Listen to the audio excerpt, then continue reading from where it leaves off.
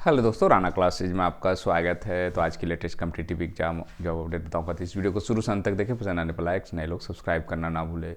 तो BSSC CGL 3 का आप लोग बिल्कुल पैनिक ना हो। 12 या 13 को एडमिट कार्ड है जो कि आपका जारी हो सकता है, और उम्मीद है कि जल्द ही है जो कि नोटिफिकेशन आपकी आ जाएगी एडमिट कार्ड की। और बिल्कुल पैनिक नहीं होना, डेट बढ़ेगी घटेगी, इलेक्शन अपना काम कर रहा है, ये अपना काम कर रही है। परीक्षाएँ BPSC 2067 भी आप देख रहे हैं, सिलेबस दिया जा रहा है। तो ये अलग चीज़ें हैं कि चुनाव होगी वो अपनी जगह है, आपकी परीक्षा अपनी जगह है। हाँ, इस बार ज़्यादा हो गया था कि डेट बढ़ जाएगी, एक गलत माहौल बनाया गया था।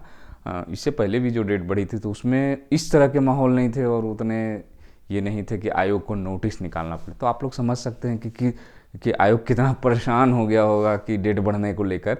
बहुत सारी परीक्षाएं होती है, डेट बढ़ने की चर्चा, लेकिन इस बार क्यों हुई? क्योंकि बहुत ज़्यादा हाइपो क्रिएट किया गया कि नहीं, एकदम नहीं होगी, एकदम लिख कर दिया गया कि नहीं होगी ये।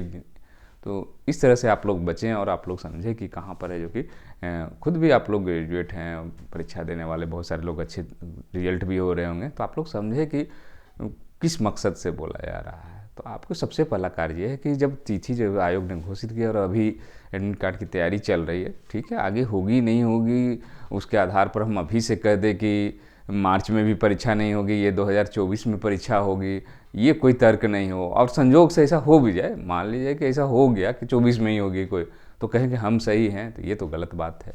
अभी की जो स्थिति है वो आप एडमिट कार्ड की इंतज़ार करें और नोटिस आ जाएगी।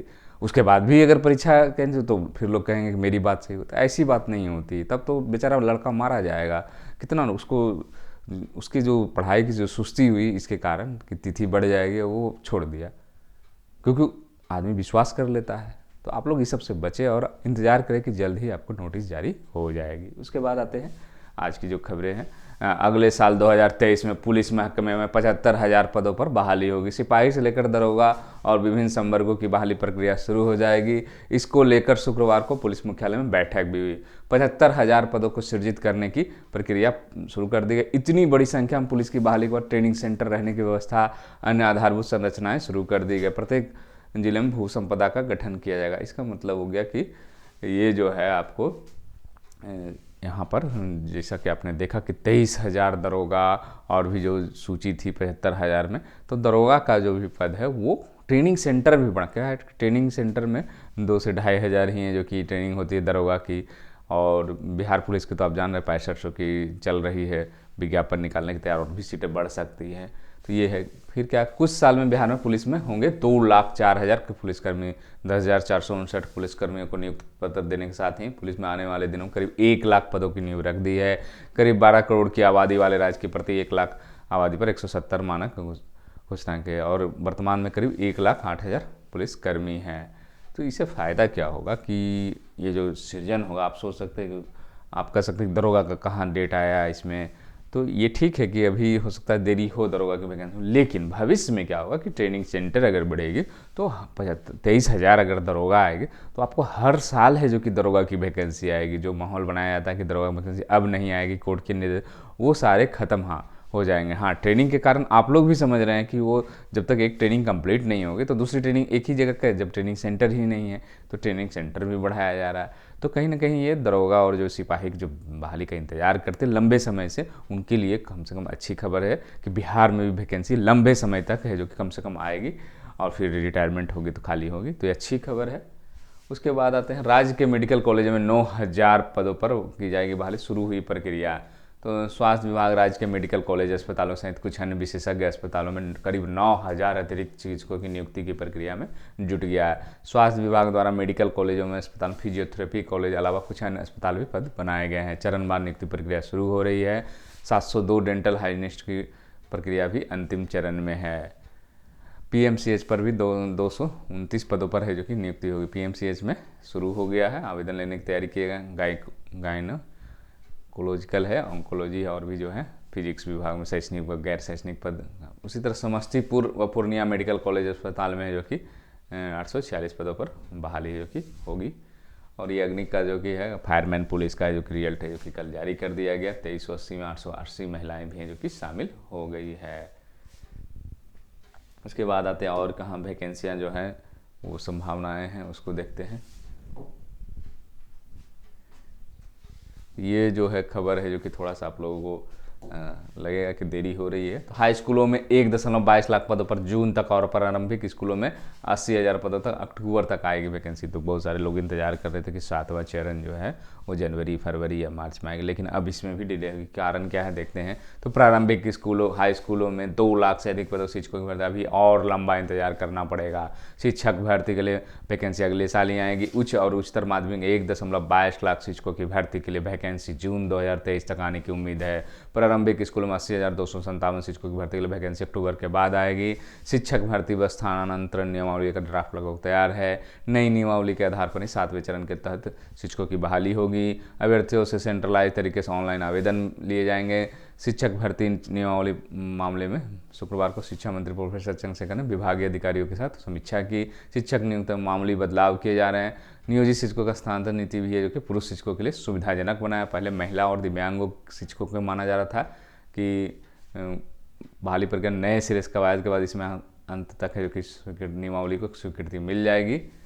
तो ये जो है आपको उच्च माध्यमिक स्कूलों के लिए 89,734 और माध्यमिक स्कूलों के 44,193 पदों पर बहाली होगी, यानी 9 से 12 तक 1,21,927 पदों पर है जो कि बहाली होगी।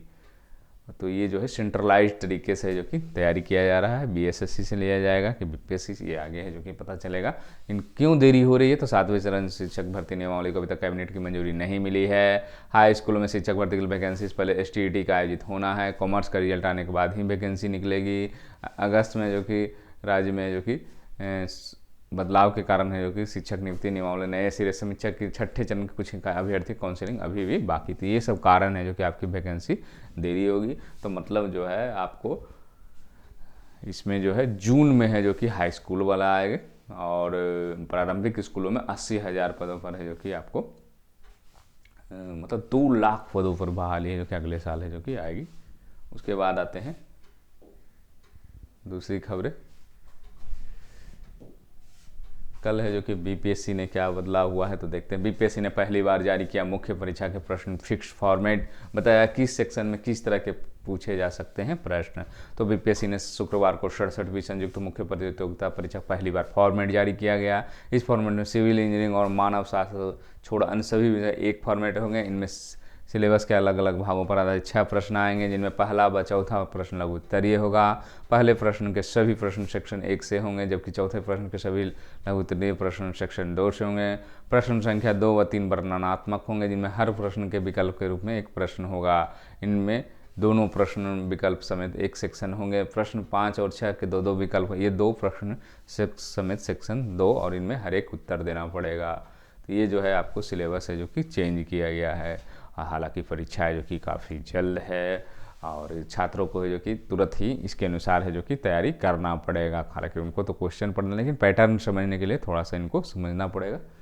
मानव शास्त्र में सिलेबस के तीनों पार्ट से देने होंगे जवाब। इनमें से सेक्शन 1 से 2 प्रश्न होंगे। इनमें पहले प्रश्न में लघु उत्तरीय या सेक्शन के पूरे सिलेबस में पूछे जाएंगे। प्राकृतिक मतलब सिविल इंजीनियरिंग में भी उसी तरह है, पहला प्रश्न लघु उत्तरीय होगा। तो ये दोनों जो है छोड़कर बाकी सबके लिए कॉमन है। प्रधान शिक्षक भर्ती परीक्षा है जो कि बढ़ा दिया गया था तिथि। क्यों बढ़ा दिया गया? क्योंकि 18 दिसंबर को नगर पालिका चुनाव है, इसलिए 4 दिन है जो कि बढ़ा दिया गया है। तो ये है जो कि आप देख सकते हैं। और यहाँ पर नेगेटिव फैलाने वालों के लिए अच्छी खबर है कि अंतिम बाधा भी दूर अब तय समय पर होगी। नगर निकाय चुनाव 18 से 28 दिसंबर तक चुनाव संभव हो सकेगा। और ये है जो कि 20 जनवरी को होगी सुप्रीम कोर्ट में सुनवाई। मतलब इस पर भी लोग कह सकते हैं कि अब सीजीएल की एग्ज़ाम है जो कभी भी बढ़ सकती है। ठीक है, बढ़ेगी, वो आगे देखा जाएगा, लेकिन अभी एडमिट कार्ड की तैयारी चल रही है। उसके बाद आते हैं दूसरी खबर।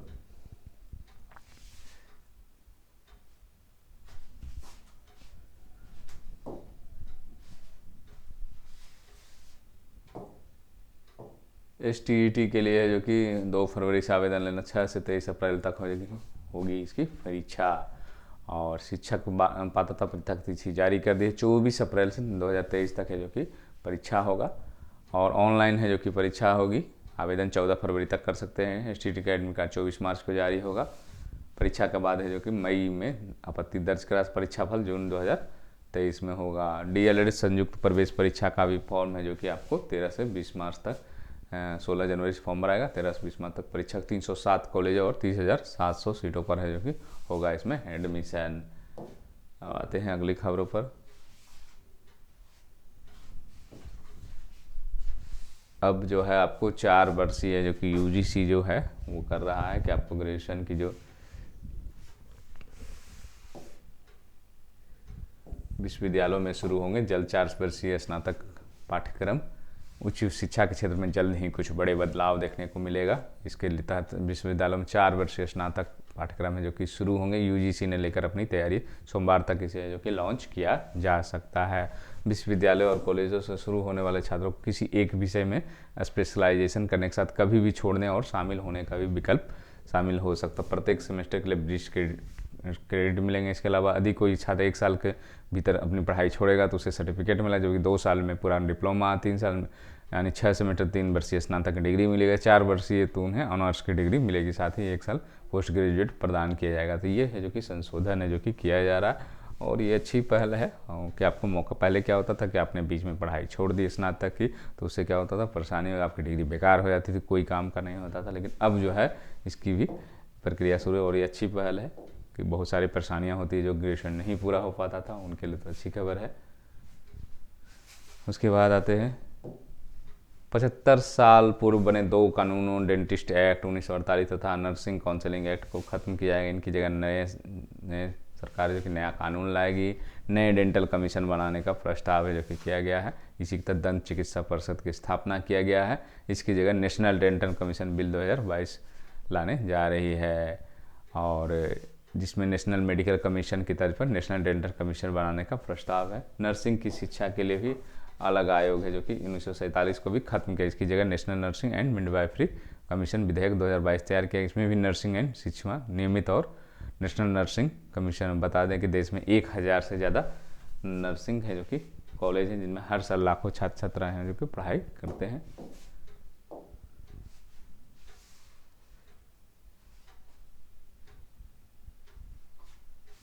उसके बाद आते हैं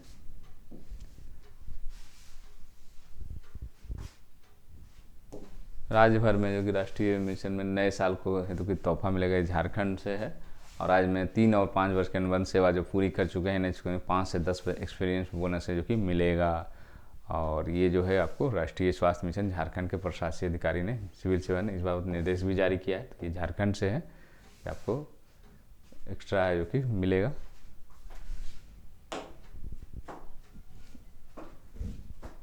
विशेषज्ञ डॉक्टरों को 2382 पदों पर भर्ती के लिए ऑनलाइन है कि आवेदन जारी हो गया है। 2 जनवरी 2023 तक ऑनलाइन शुल्क है जो कि जमा कर। ये कहाँ है UPSC.UP निकिन पर है जो कि है विज्ञापन जारी हो गया। विशेषज्ञ डॉक्टर है प्रांतीय चिकित्सकीय समर की नई सेवा नियमावली 2020 के अनुसार है जो कि स्नातकोत्तर PG पास इन विशेषज्ञ डॉक्टर सीधे लेवल 2 पर भर्ती करने का प्रावधान किया गया है। सबसे ज़्यादा जनरल फिजिशियन के 488 पद हैं और उसके बाद एनेस्थेसिस्ट के 476 पद पर हैं। इसके अलावा बाल रोग विशेषज्ञ हैं। तो इसी तरह 5 जनवरी 2022 तक है जो कि भर्ती के लिए लिए जा सकते हैं आवेदन। तो इसी के साथ धन्यवाद।